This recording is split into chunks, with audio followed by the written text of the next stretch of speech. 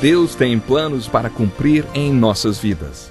Essa é a mensagem de toda a Bíblia e é isso mesmo que estamos estudando aqui no Encontro com a Palavra, escrito pelo pastor Dick Woodward e narrado pelo pastor Edson Bruno. Fique atento a mais um programa que o Ministério Cooperativo Internacional leva a você. Com você agora, pastor Edson Bruno.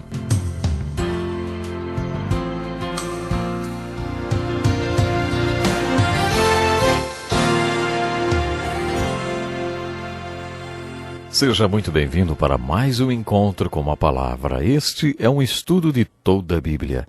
Em nosso último programa fizemos uma introdução ao profeta Amós. Agora abra sua Bíblia no livro de Amós. Acomode-se e acompanhe conosco mais esse estudo que pode revelar maravilhas da Palavra de Deus para a sua vida. É muito interessante acompanhar a maneira como Amós anuncia o julgamento de Deus sobre Judá e sobre Israel. Amós não separa Israel e Judá das outras nações do mundo, mesmo que a maioria dos profetas faça esta distinção. Amós inclui o povo de Israel e de Judá no julgamento que Deus fará a todas as nações. Mas o ponto mais forte da pregação de Amós é que o julgamento de Deus sobre Judá e Israel, especialmente Israel, será mais severo do que o julgamento das outras nações. Isso porque os povos de Judá e de Israel estavam espiritualmente em vantagem em relação aos outros povos. Esse é um ponto muito importante da pregação. Vou explicar melhor por que eles estavam em vantagem. Eles conheciam a lei de Deus, tinham sobre eles as bênçãos e eram ricos material e espiritualmente. Por isso eles também tinham uma responsabilidade maior. De acordo com Amós, a medida ou o grau de sua responsabilidade é diretamente proporcional à medida ou ao grau do seu conhecimento espiritual. Um princípio muito enfatizado nas Escrituras é o que você faz com o que sabe. As pessoas falam muito sobre a idade da razão. A Bíblia não fala muito sobre isso não, mas algumas pessoas acham que essa idade da razão é aos 12 anos, porque foi nessa idade que Jesus foi para o templo. Essa idade é citada 8 vezes na Bíblia. Entretanto, o fator-chave que determina a responsabilidade não é a idade, mas a luz. Quanto de luz você tinha, em quanto de privilégio espiritual, de vantagem espiritual, de conhecimento espiritual você tinha? De acordo com a Bíblia, é essa a pergunta que um dia você vai ter que responder. A mensagem tão importante que Amós queria transmitir a Israel é que o julgamento de Deus estava chegando. É claro que essa foi a mensagem de muitos profetas, e essas mensagens vinham em vários pedaços. No início de suas profecias sobre o julgamento de Deus, eles pregaram: se você se arrepender, o julgamento de Deus pode ser desviado. É importante reparar se, quando eles pregavam retorno e restauração, eles estavam pregando para Israel ou para Judá.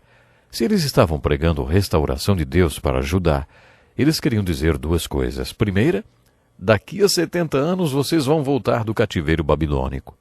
Aí, eles já pulam para os finais dos tempos e falam sobre o retorno geográfico de Israel para sua terra, como é hoje o Estado de Israel. Eles também pregaram o retorno espiritual de Israel para Deus, que ainda não aconteceu. Quando profetas como Oséias e Amós pregaram a restauração do Reino do Norte, sabemos que eles estavam falando da volta do cativeiro assírio. O cativeiro assírio foi o fim de tudo. Eles deixaram isso bem claro. Olha, vocês não voltarão. Não haverá o que os salve. Os profetas sabiam que não haveria retorno do cativeiro assírio. Ainda assim, eles pregaram restauração. Se eles pregaram a restauração do Reino do Norte, eles estavam se referindo ao fim dos tempos e à restauração que está acontecendo hoje. Eles anunciaram a dispersão que também podemos perceber em nossos dias. O povo judeu está disperso em todo o mundo, mas Oséias e Amós anunciaram o retorno geográfico de Israel da dispersão.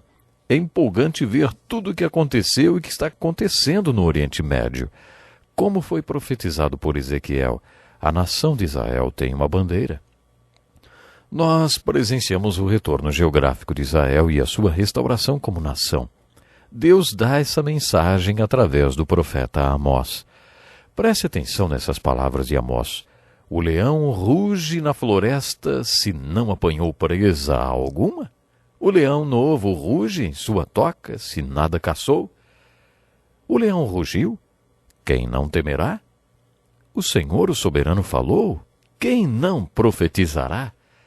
Amós está dizendo que sua pregação é o rugir do leão e que o cativeiro assírio era o leão.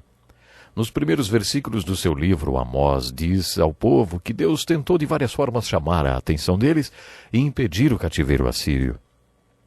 Deus mandou a fome, reteve a chuva, mandou pragas, pestes, deixou que os jovens morressem na batalha, que eles perdessem seus cavalos na guerra. Suas cidades foram destruídas e eles tinham sido milagrosamente poupados. Ainda assim não voltaram para Deus. Por isso Amós prega: o julgamento de Deus está chegando. Depois, por meio de visões, Amós prevê o julgamento de Deus. Essas visões são a base de sua mensagem. Nos capítulos 7 e 8, ele descreve a terrível visão do enxame de gafanhotos que devastaria tudo. Aí então, como Moisés fez, Amós intercede pelo povo e pede a Deus que não mande aquela praga. E Deus atende seu clamor. Depois Amós tem a visão de um grande fogo que destruiria Israel. Novamente Amós clama a Deus e Deus o ouve. A terceira visão é a visão de um prumo do meio de Israel. As coisas começavam a ficar bem sérias. Amós tem a visão do Senhor com um prumo na mão junto a um muro construído de acordo com o prumo. Deus pergunta: o que você está vendo, Amós? Ele responde: um prumo. E Deus continua: veja, estou pondo um prumo no meio de Israel, o meu povo. Não vou poupá-lo mais. Depois, Amós vê um cesto cheio de frutas maduras. Deus pergunta: o que você está vendo, Amós? Lembre-se que os profetas tinham visões.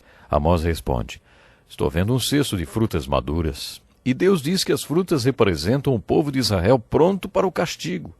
Chegou o fim de Israel, Deus diz, o meu povo. Não o pouparei mais. Segue-se então a mais terrível visão que Amós teve. Viu o Senhor junto ao altar e ele disse: bata no topo das colunas para que tremam os umbrais. Faça que elas caiam sobre todos os presentes e os que sobrarem matarei a espada. Ninguém fugirá, ninguém escapará. Ainda que escavem até as profundezas, dali a minha mão irá tirá-los. Se subirem até os céus, de lá os farei descer.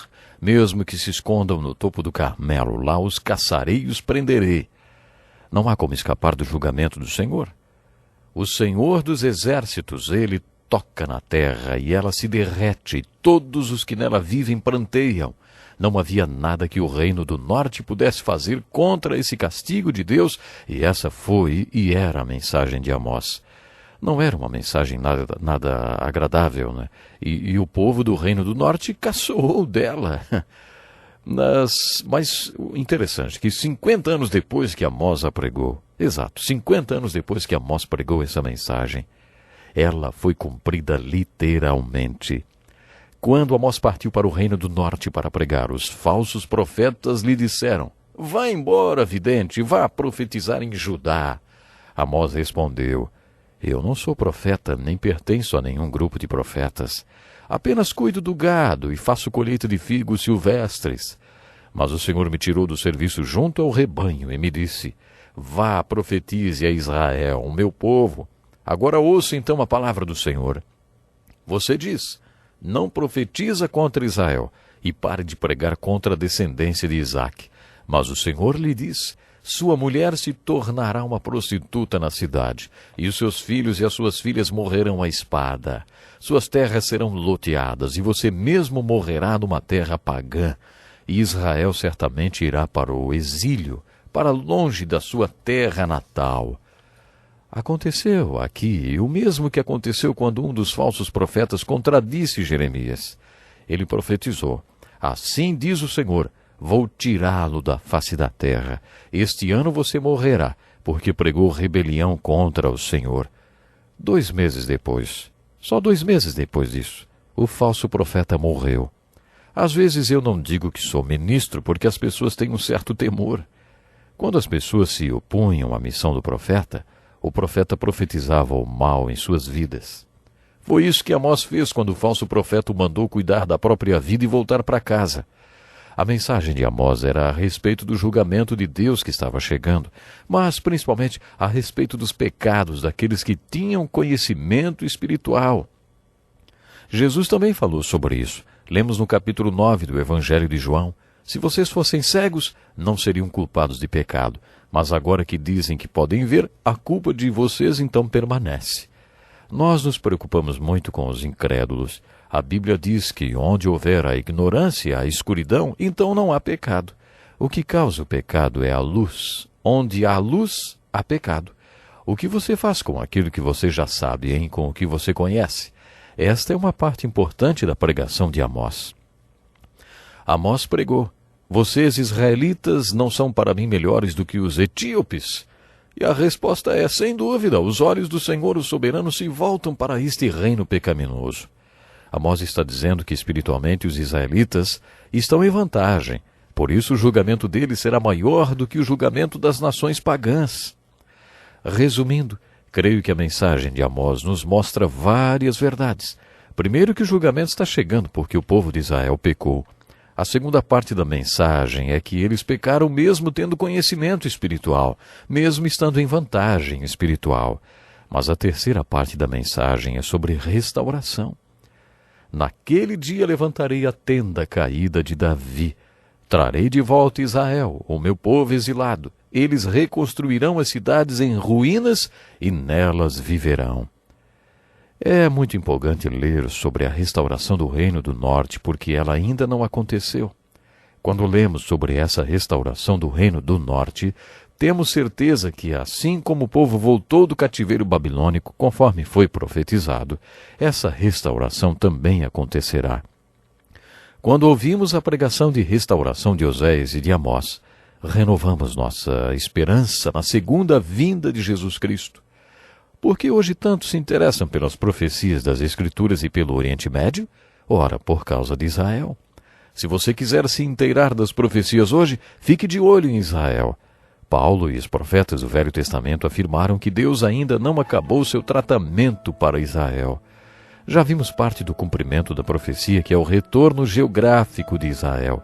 Mas os profetas também pregaram o retorno espiritual de Israel para Deus. Zacarias afirma que os judeus serão pregadores tão bons que 10 homens agarrarão um judeu pelo casaco e dirão: fale-nos sobre Deus, fale-nos sobre Deus. Isso ainda não aconteceu, mas vai acontecer. E você já se voltou para Deus espiritualmente? Não perca o próximo encontro com a palavra. Que lição importantíssima! Obrigado, pastor Edson Bruno. Prezado ouvinte, coloque em prática o que você ouviu aqui. Sem dúvida, sua vida será grandemente abençoada. Este é um estudo escrito pelo Dr. Dick Woodward, na voz do pastor Edson Bruno. Escreva-nos e solicite o material.